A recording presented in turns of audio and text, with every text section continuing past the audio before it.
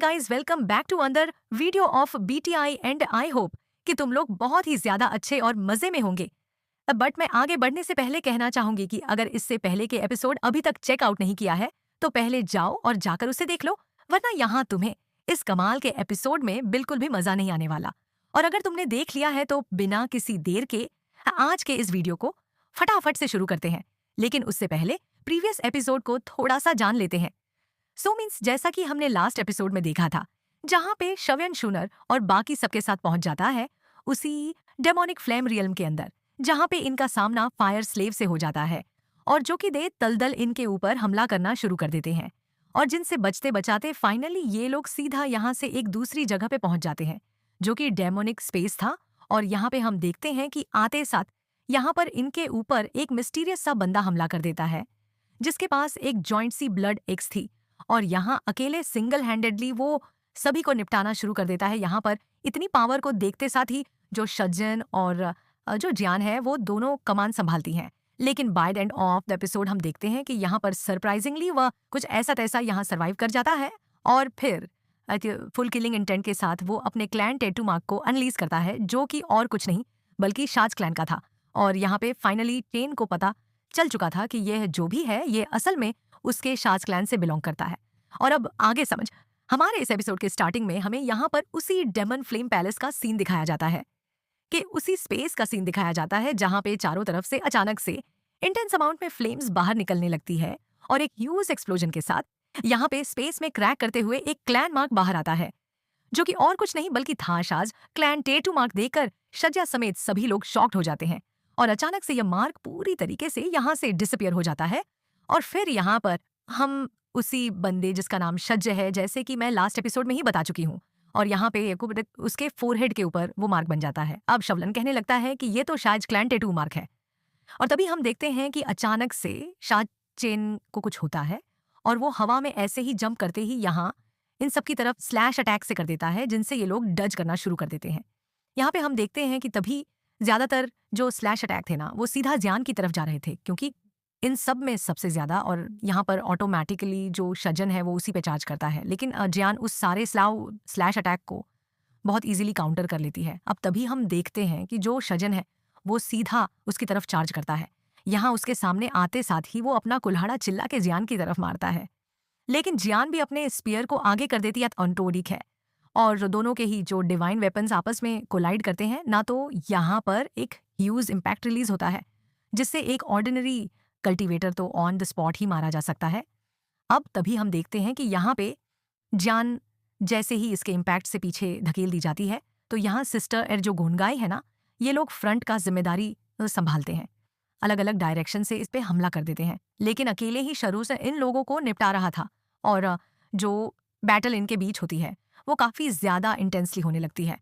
तभी हम देखते हैं कि एल्डर गुना हाई को तो यहाँ पे शरुचन पूरी तरीके से कॉर्नर कर देता है, जिसके चलते वो बहुत बुरी तरीके से इंजर्ड भी हो जाते हैं। और अब हम देखते हैं कि यहाँ पर वो सीधा हवा में जंप करता है और अपने उस एक्स को तेजी से रोटेट कराते हुए सीधा जियान की तरफ हमला करने लगते हैं। तो देखते साथ यहाँ पे शाइन जी यान से कहने लगता है कि पीछे हटो, और तभी हम देखते हैं कि देर हो चुकी थी और तभी शरुयान को बीच बचाव करने के लिए इनके बीच आना पड़ता है। वह आते साथ ही अपने क्लैन टैट मार्क को अनलीश करते हुए कहने लगता है कि सीनियर प्लीज रुक जाइए।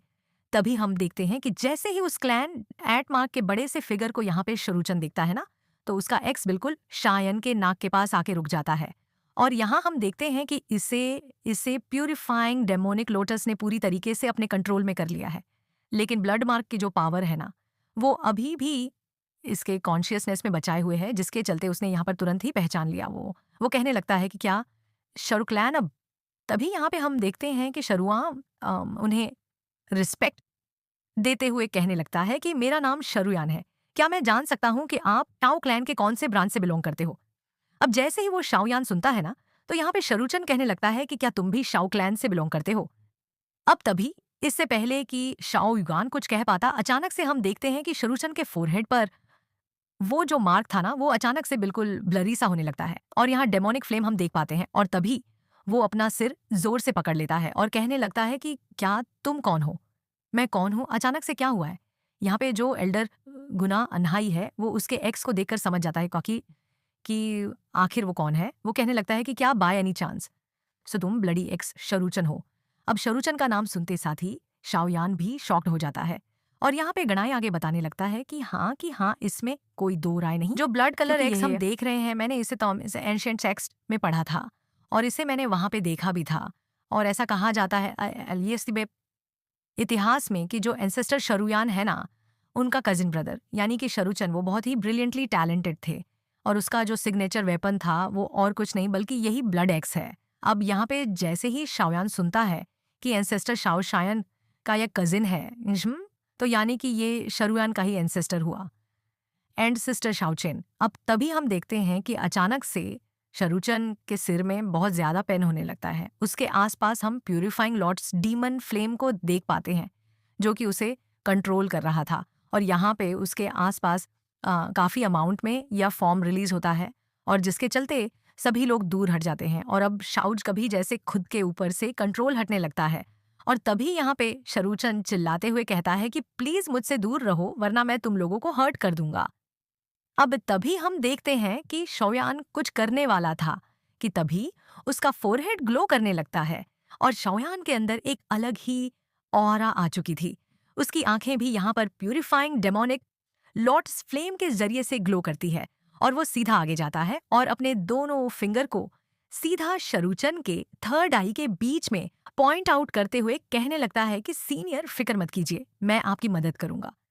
उसी के साथ दोनों यहाँ पे बैठ जाते हैं और शाओ यानाउज अपनी जो डेमोनिक फ्लेम्स हैं उनका यूज करते हुए इसके अंदर वो जो प्यूरिफाइंग डेमोनिक लोटस की जो फ्लेम थी जो कि उसे पूरी तरीके से अपने कंट्रोल में किए हुए थी, वो उसके नस नस में जाकर उसे उसे प्यूरिफाई करना शुरू कर देता है, धीरे धीरे करके इम्प्रेस करते हुए उसे बिल्कुल ही शरीर से वो उन्हें रिमूव कर देता है जिसके चलते फाइनली यहाँ पे जो एंसेस्टर शाओचेन है वो होश में आ जाते हैं और वो शाओयान का शुक्रिया अदा करने लगते हैं और कहने लगते हैं कि बच्चे क्या तुम भी शाओ क्लैन से हो।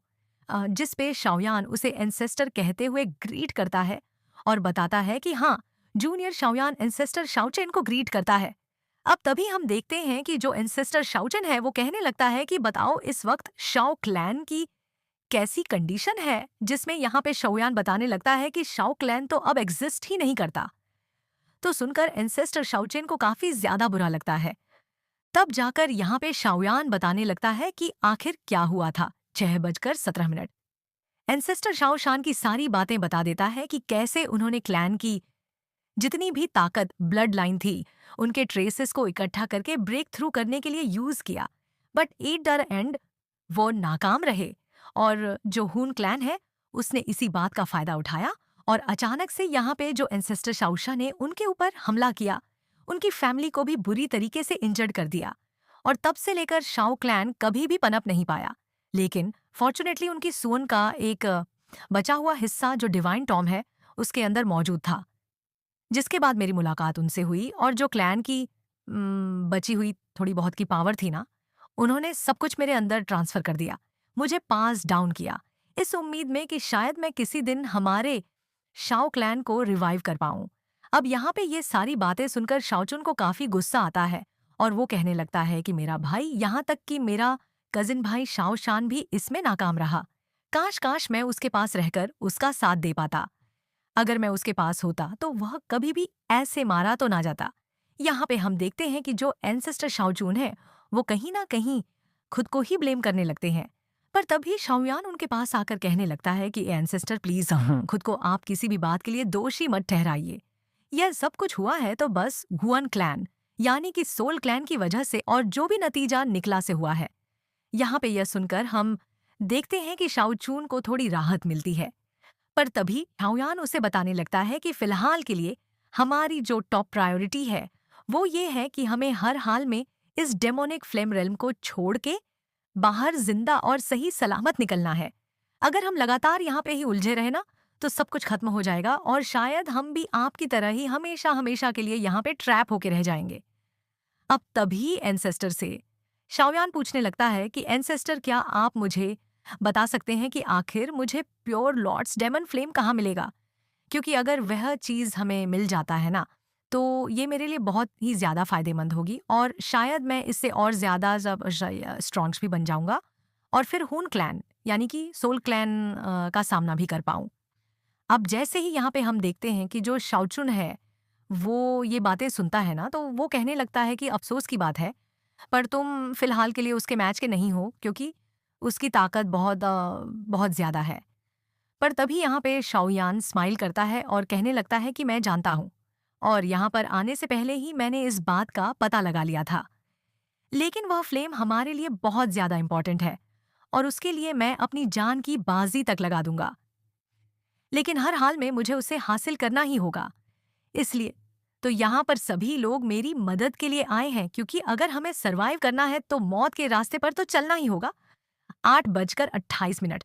अब यहाँ पे शाओयान का करेज देखकर करना शाओचुन काफी ज्यादा इम्प्रेस हो जाता है और वो उसे शाबाशी देते हुए कहने लगता है कि तुमने बिल्कुल वही बात कही जो कि मैंने मेरे कजिन ब्रदर शाओशान से काफी साल पहले सुना था और तुम्हारी बात सुनकर ऐसा लगता है कि हाँ ये होती है। शाओ ब्लड एंड फिर साथ वह अपने जॉइंट से एक्स को टियोन को